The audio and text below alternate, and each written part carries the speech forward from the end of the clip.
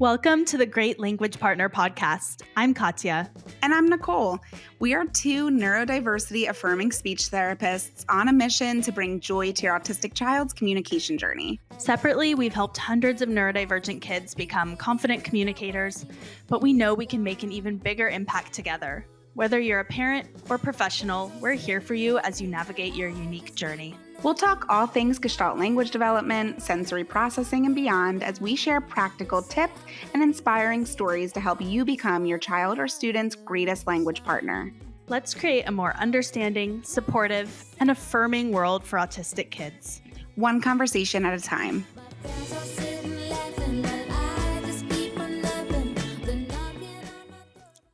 Hello, everybody, and welcome to the first official episode of the Great Language Partner podcast. This is Katja, and I'm here with Nicole, and I'm sure everyone. You'll learn our distinct voices as we go. But hi, Nicole. I'm so excited to Hi.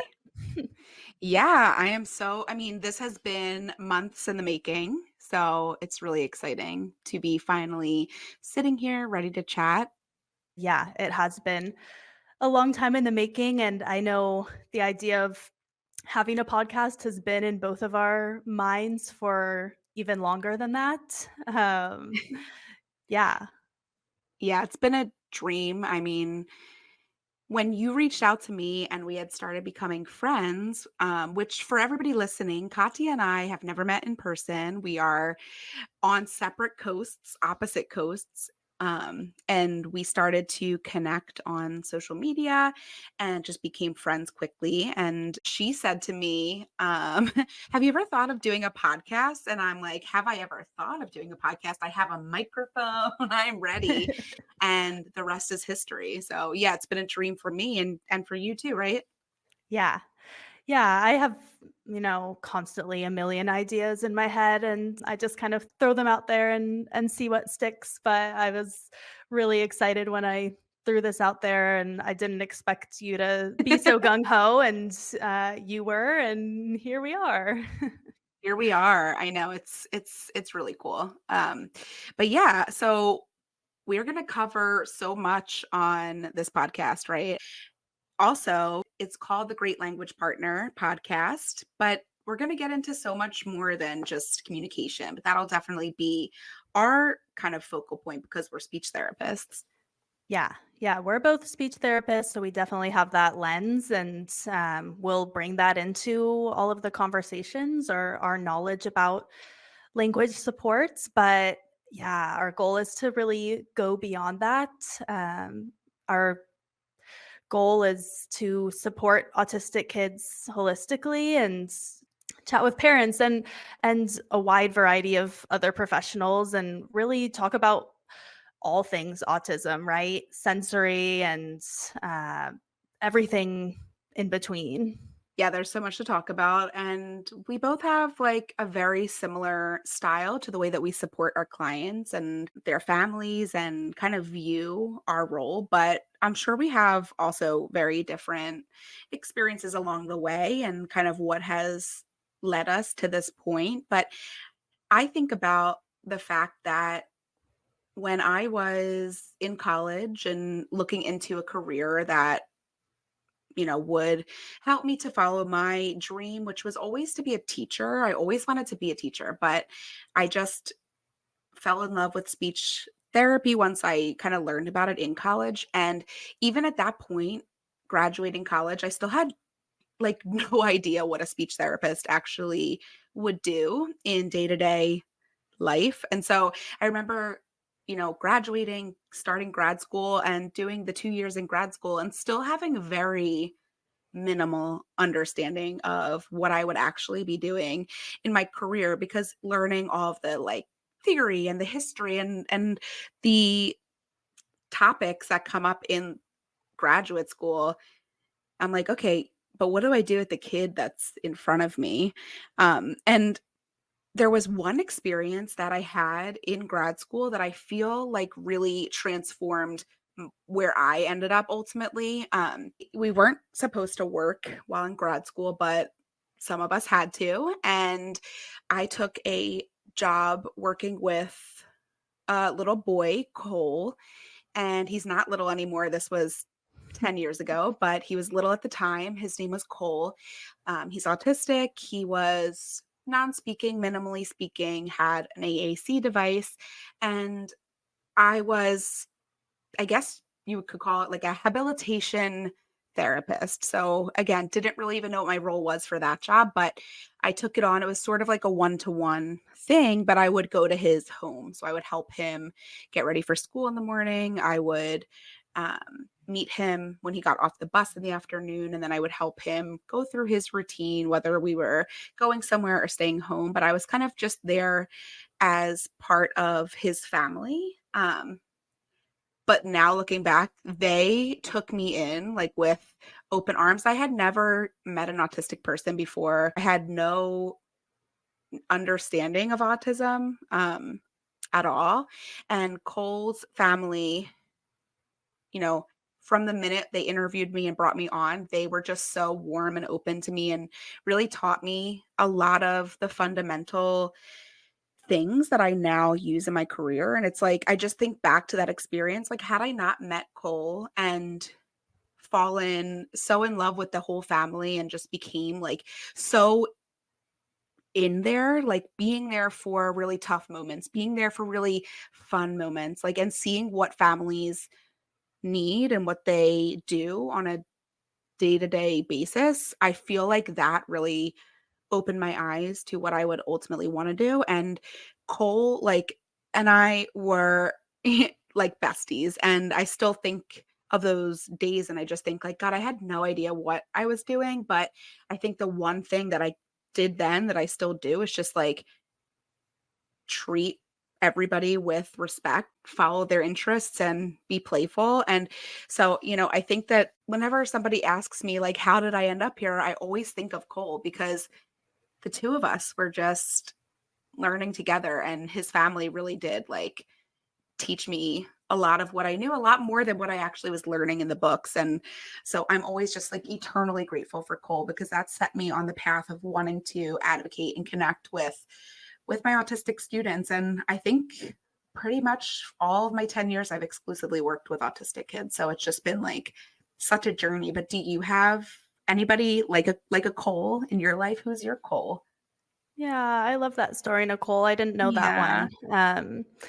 I I don't have a specific kid that stands out that kind of introduced me to autism. It was kind of a handful of kids at once. I actually My first experience supporting autistic kids was as an ABA provider. I was an RBT, which, if you know me, that might be surprising because I'm not a super huge advocate for ABA, but that's where I started, and I took that job prior to grad school just because I thought it would give me some good experience in supporting kids and hopefully help me get into grad school, which I think it did. But in doing that job, I fell in love with supporting autistic kids and their families, and I got that kind of similar experience that you describe of really being in the family dynamic and a part of that and seeing the day-to-day that parents with autistic kids experience, and I loved all of that. I didn't love how I was supposed to be supporting them according to, my supervisors and kind of the behavioral methods that I was taught. But like you said, Nicole, I had knew nothing about autism and had No. no idea where to begin. I knew that this didn't feel quite right, but I didn't really know what the alternative was. I did a lot of trusting my gut and just following the child's lead and kind of ignoring a lot of the goals that I was supposed to be working on Yeah. and just playing and diving into their interests. And that's when I saw the most connection and growth from the kids, when I was doing what I wasn't supposed to be doing, which now I realized is what we all should be doing, whether we're ABA therapists or speech therapists or whatever. But finally finishing grad school, I didn't really learn in grad school all that much what to do either.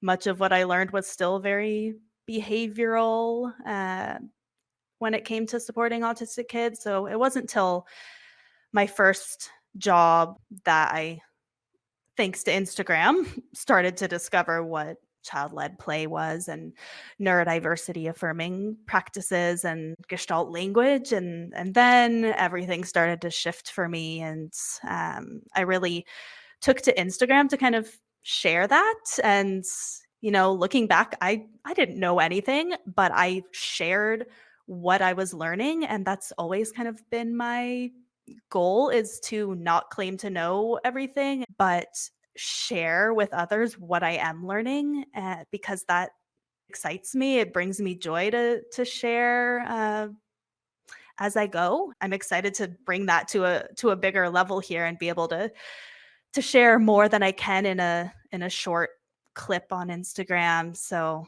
yeah, I'm excited to keep sharing what as we learn, and learning with other professionals and parents who join us. And yeah.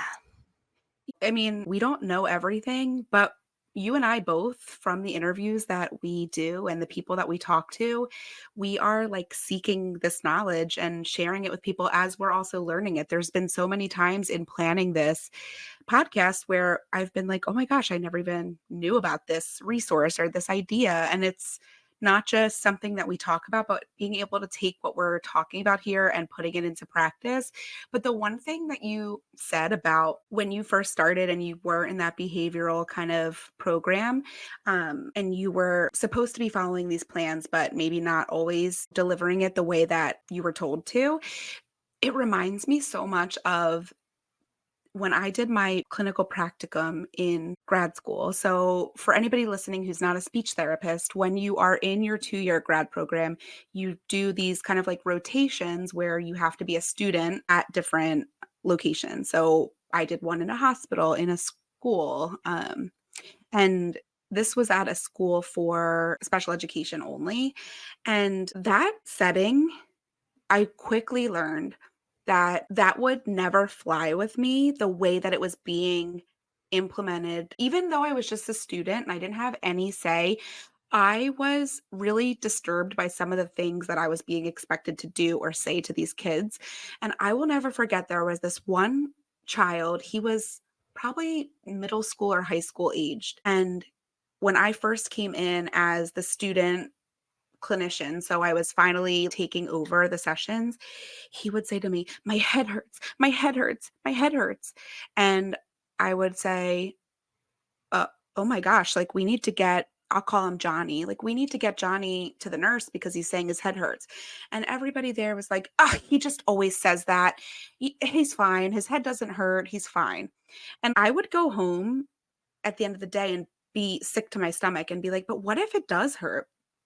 Maybe it's not something that he can prove, but how do you know his head doesn't hurt?" And I was so like disturbed by that apathy towards kids who were really struggling with communication and looking at things as if they were just behaviors. Like they were like, he's just trying to get out of doing his work. And I'm like, well, maybe he is, but there has to be a reason for that. Like, is the work not of interest? It's a worksheet. I mean, why would he want to do that? Is it that he doesn't understand the expectation? Like there has to be something deeper. And I feel like from going back to Cole, like from spending so much time with Cole, because I always saw him, 2 or 3 days a week. So from spending all that time, I'm like, the kids don't just do things like that for no reason. Like maybe you haven't quite understood the reason, but I don't believe that he's just saying his head hurts and it is meaningless. And maybe it was that he's a GLP and I didn't have the knowledge or the terminology or the experience to even know what delayed echolalia was. But to me now, looking back on that, which was over 10 years ago, thinking, God, he was probably trying to tell me something. Maybe it wasn't that his head hurt, but it could have been that he was hungry or that he was bored. And maybe he was saying my head hurts because that was his way of getting to be able to take a walk, to go to the nurse's office or something. Like there's so many things that he could have been trying to say, but it was just the complete, feeling of people around me are just content and complacent to just not understand this kid and are Mhm. just kind of like trying to get him to stop saying this. And that was so distressing to me. And I was just like, I'm never going to be like that as a clinician. And so I might not have always gotten it right in my career, but I can say with 150% certainty that I've never dismissed a child. Even in some of my hardest moments with kids, I mean, I've gotten concussions. I've had some really tough situations that were extremely challenging. And I still feel one of the things that I can say is that I feel that I was still respectful in all of those moments. I never stooped to the level of disregarding a child. And now that I know what I know, I'm like, I'm glad I was treating what they said with respect as if it did mean something because it did. Yeah, I love that, and I totally agree and have similar experiences, especially with the behavioral therapy stuff. So much of ignoring my supervisor's recommendations to do, like planned ignoring, or just so much of that encouragement to disconnect with these kids, when the opposite is always needed. But I also love your story of that child because it highlights that when we're supporting autistic kids, the language piece is big, and that's what we'll be able to comment on that a lot. Like maybe he didn't have the words to describe what was actually happening, and that's what was missing. But autistic kids and supporting them is so multi-layered. Maybe that child wasn't able to feel his internal body stuff all that much. Maybe he was feeling pain and wasn't able to describe where it was because he couldn't identify that. And he needs, some occupational therapy help to support that interoception, those internal body feelings. Or maybe he was having internal pain that many autistic kids have, and no one was recognizing that or treating it as serious. There's so many different layers, and I think that's something that we're really wanting to highlight here in the podcast by bringing in all these different professionals and discussions is, okay, we can talk about supporting language, but also don't forget about sensory, because we can't support language without sensory. And then also don't forget that these kids have feeding challenges, and if they're not fed or there's anxiety around food, they're not going to be able to support their language development because they're hungry. And there's so many layers to supporting these kids, and I'm really excited to like dive more into that and kind of put it all together and help parents and professionals to think beyond just language and think of all the different layers that might be affecting the child that they're thinking of or supporting. Well, think about being hungry. Like your head will eventually hurt, and if you're not taking in enough nutrients. And I always think about that. Like there are days, I'm sure you have these days, I'm sure everybody listening has these days where you're just like ravenous and for no reason. Like there's days where I just cannot get enough. I'm hungry all day. But you think about kids, and this setting was also a place where a lot of kids lived. It was residential. Some Mm. kids did have it as a day program, but many of the kids, this one included, were residential students. So a lot of times they're on a really tight routine with feeding and eating and things like that. Like just their basic day every day is so scheduled because they're in this kind of setting. And so I would think, I'm like, yeah, because he's a teenage boy. I mean, I have had a teenage brother. I see how much sometimes kids can eat. Like maybe that little snack or that little school provided lunch just didn't do it for him. Like he probably does have a headache. So even if it wasn't a gestalt for this child, or it wasn't a script, like it could have truly been that his head was hurting. But how did anybody rule it out? It doesn't have to be a major medical issue to be uncomfortable when you haven't eaten and you're hungry, so, and your head hurts. So I think you're right. Like there's so much more to the story. And one of the things that makes us great clinicians is that we know that we don't know everything, and we call in people that know more than us so that we can take from them what they've learned. And it's just so cool to be able to surround ourselves with people who know more about their favorite topics, like the way that we're so passionate about language development and echolalia and working with autistic kids. There is somebody out there whose main thing is potty training or interoception or teaching kids to be able to feel their feelings. And so it's like if we can get in the same room as those people and take what they know so deeply with what we know so deeply, it's like that's going to be the future of caring for our autistic kids and their families. And I think that's our whole premise for why we're here. It's like we want to go deeper and we really want to get to a place where we feel we can really support these kids holistically the way that they deserve. Yeah, absolutely. And for those listening, many of you probably came to our podcast because you learn about Gestalt language from us. Both Nicole and I specialize in that, and that's pretty much primarily what we share online on Instagram and TikTok and such. So if you're here for that, we will definitely chat about that. We will have dedicated episodes answering your questions about Gestalt language, diving into, niche chats about that. And we'll also bring our Gestalt language knowledge into the other areas. So we will have that, but it's definitely going to go beyond that as well. And we hope that you'll enjoy kind of having a mix of all the things. Cause yeah, like we've really emphasized, language does not exist in a vacuum. And we really have to support all sides of these kids' needs in order to really support that language growth. So we'll get into some niche Gestalt language topics. And I love that and could talk about Oh that for yeah. hours, but it's gonna go beyond that as well.